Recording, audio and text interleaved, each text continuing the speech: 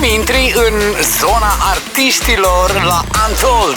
Kiss FM prezintă Untold Backstage Talks. Urmărește interviurile Kiss FM cu cei mai mari artiști de la Untold. Powered by Banca Transilvania.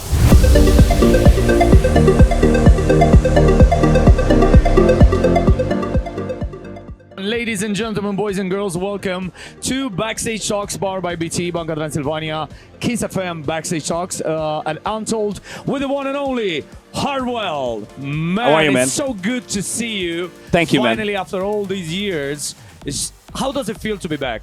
It feels amazing. Like, what can I say? It's hard to explain, but I'm really happy that I'm back. 100%. Like, I've never felt as good as I'm feeling right now. I'm super energetic. I'm happy with the new music. I'm happy to perform again, see the fans, seeing all the people behind the scenes. Yeah, it's amazing.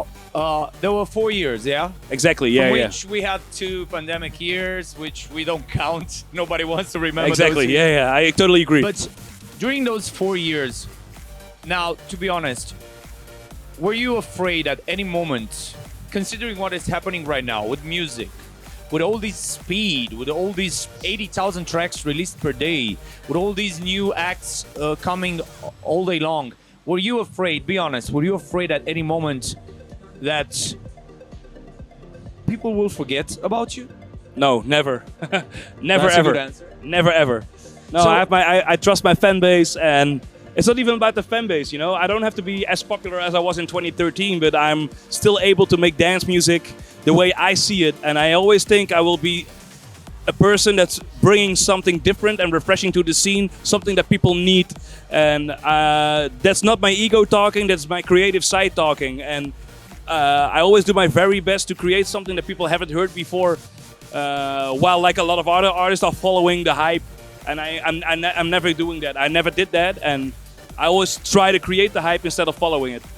Now, if you ask me, you're an example, because I know how my lifestyle is, and I definitely know I need a break. Yeah. Because we live in this speed, like I said, we live with this pressure, with work, with traveling, with doing this and this and this, and at some moment you need just to stop and have time for yourself. Yeah.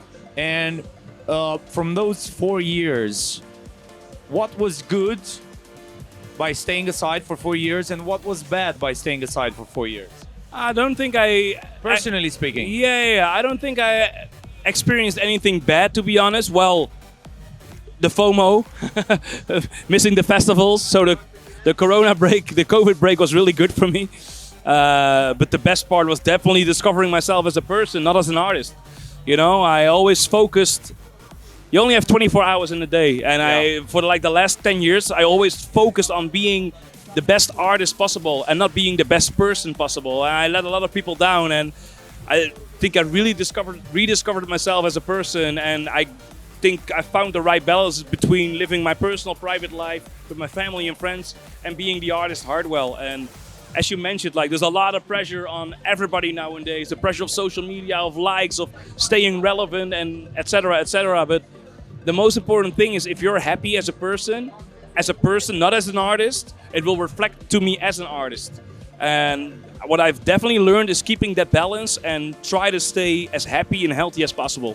But now that you're back, is the rhythm the same as before, or do you just keep it lower just to keep the time for yourself? No, like it's you said? yeah. As you mentioned, it's like completely different. I used to do like 200, 250 shows a year.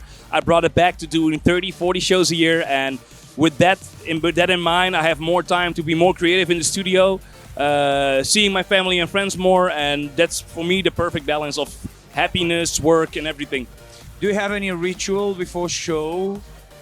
Not really a ritual. I always like to have some time off. As you can see, I always bring like friends from my hometown with me. There's a and big gang here. Yeah. Yeah. Well, I always try to hang out with people I love and people that are close to me, and just having a drink, having a good time, and just enjoying But life. do you have any superstition also regarding shows? Something that you don't do?